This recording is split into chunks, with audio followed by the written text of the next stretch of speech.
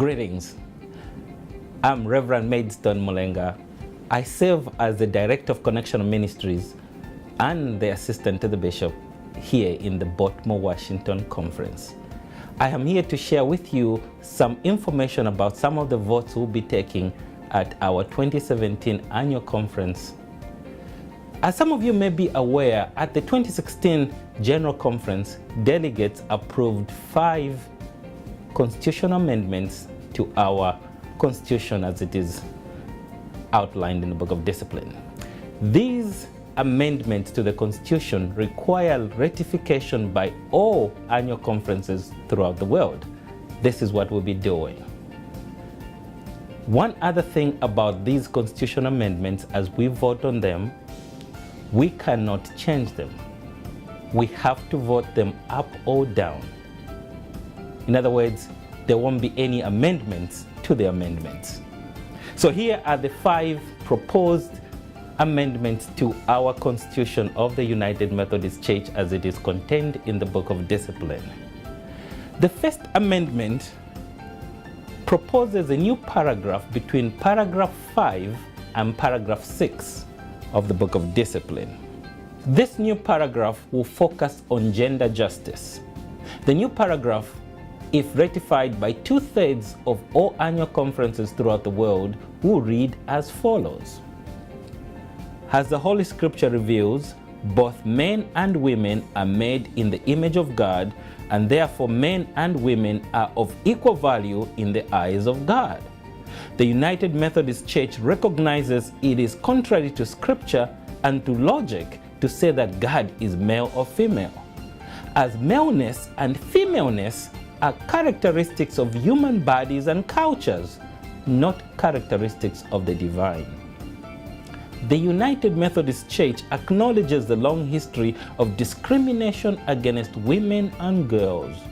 The United Methodist Church shall confront and seek to eliminate discrimination against women and girls, whether in organizations or in individuals, in every facet of its life and in society at large. The United Methodist Church shall work collaboratively with others to address concerns that threaten the cause of women's and girls' equality and well-being. As you can see, this language is parallel to the language that's already in the Book of Discipline in paragraph 5, which addresses racial justice. This one just addresses gender justice.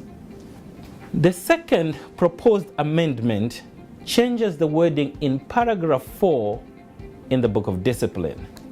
This paragraph, paragraph 4, concerns itself about membership in our churches, and it protects different groups of people from exclusion. The proposed amendment adds the words gender, ability, age, and marital status to the protected membership groups. Again, if approved by 2/3 of all annual conferences throughout the world, the new paragraph 4 will read partly as this. In the United Methodist Church, no conference or any other organizational unit of the church shall be structured so as to exclude any member or any constituent body of the church because of race, color, national origin, ability, or economic condition, nor shall any member be denied access to the equal place in the life, worship, and governance of the church because of race, color, gender, national origin, ability, age, marital status, or economic condition.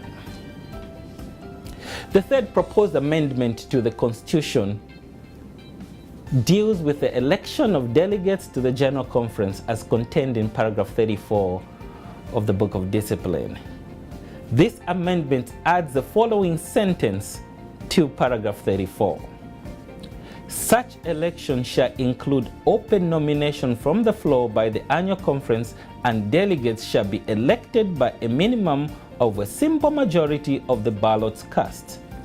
So this addition to paragraph 34 clarifies that All delegates to General Conference must be elected by the body of the annual conference and not just appointed by bishops. Because apparently in some Central Conference annual conferences, bishops had been appointing delegates instead of letting them be elected by simple majority from nominations at the floor of the annual conference. So this makes it clear. The fourth proposed amendment to our Constitution clarifies the times of election of bishops in Central Conference as contained in paragraph 46. The amendment adds the following words to paragraph 46 of the Constitution.